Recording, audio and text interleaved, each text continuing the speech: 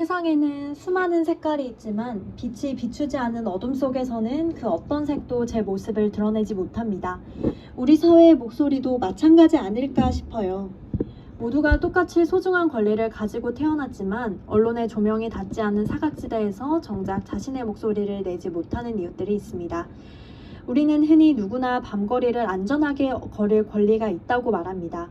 하지만 단지 여성이라는 이유로 그 평범한 일상이 공포가 되고 심지어 생명을 위협받는 이들이 있습니다. 미디어가 우발적인 사고라는 이름으로 가두어둔 어둠 속의 구조적 차별을 이야기해 보려고 합니다. 여러분 반갑습니다. 오늘 여러분의 곁에서 따뜻한 이야기를 전할 여기는 프리즘입니다.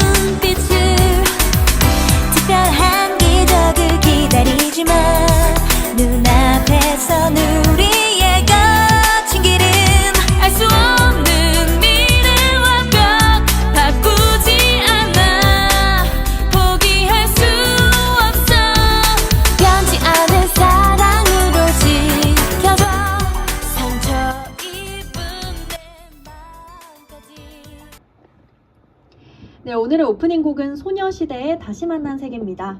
오늘 주제가 여성인 만큼 소녀시대의 노래로 포문을 열어봤어요.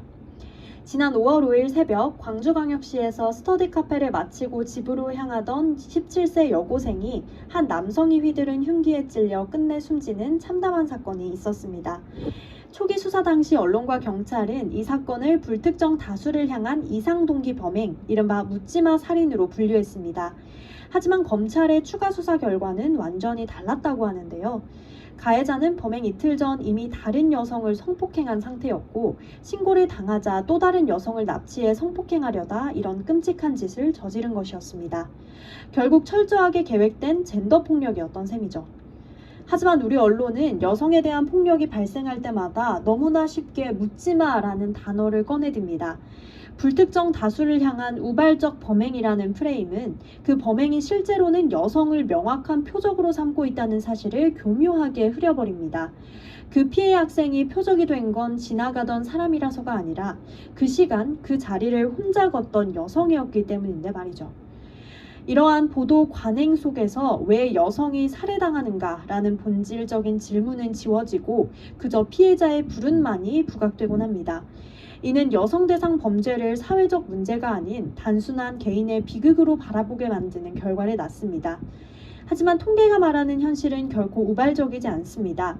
성평등가족부의 2025년 여성폭력 통계에 따르면 스토킹 범죄는 전년 대비 12.3% 증가했고 교제관계 범죄에서 실제 사망으로 이어진 비율은 1년 사이 무려 12.2%포인트나 급증했습니다. 여성 5명 중 1명은 친밀한 관계에서 폭력 피해를 입고 있는 것이 지금의 현실인데요. 언론학의 의제 설정 이론에 따르면 언론은 단순히 사건을 전달하는 창구가 아니라 대중이 무엇을 중요하게 인식하는지 결정하는 권력을 가집니다. 이 관점에서 볼 때 여성 대상 범죄를 사회적 맥락 없이 그저 단발성 사건으로만 소비하는 보도 방식은 이 심각한 문제를 사회적 의제에서 의도적으로 밀어내는 행위와 다름이 없습니다. 더구나 기성 언론은 피해자의 귀가 시간이나 복장을 언급하며 간접적으로 책임을 전가하거나 가해자의 개인적 사정을 부각해 동정을 유도하는 고질적인 한계만을 반복해왔습니다. 이러한 프레임의 독자들로 하여금 범죄의 심각성을 낮게 인식하도록 만들고 실제 사법부의 형량 판단에까지 부정적인 영향을 미칠 수 있습니다. 우리는 이제 질문의 방향을 바꾸어야 합니다. 왜 2026년 대한민국에서 밤에 혼자 귀가하던 여성이 성폭력 범죄의 표적이 되어야 했는지, 왜 이미 전력이 있던 가해자가 또다시 다른 여성에게 흉기를 겨눌 수 있었는지 그 구조를 물어야 할 때입니다. 이번 광주 여고생 살인사건은 결코 비극적인 개인의 이야기에 그치는 것이 아닙니다. 수만 건의 스토킹과 폭력범죄가 묵인되고 축적된 우리 사회의 뒤틀린 구조가 폭발한 것입니다. 언론이 이 사건을 묻지마 범죄라는 상자에 가두는 순간 그 잘못된 구조는 또 한 번 면죄부를 받게 됩니다.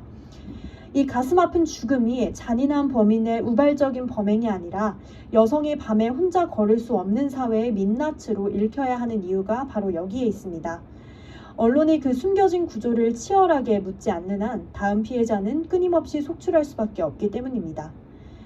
하나의 빛을 다양한 색깔로 넓게 펼쳐내는 프리즘처럼 우리 사회의 소외된 목소리들을 투명하게 비추는 방송이 되도록 저희도 늘 노력하겠습니다.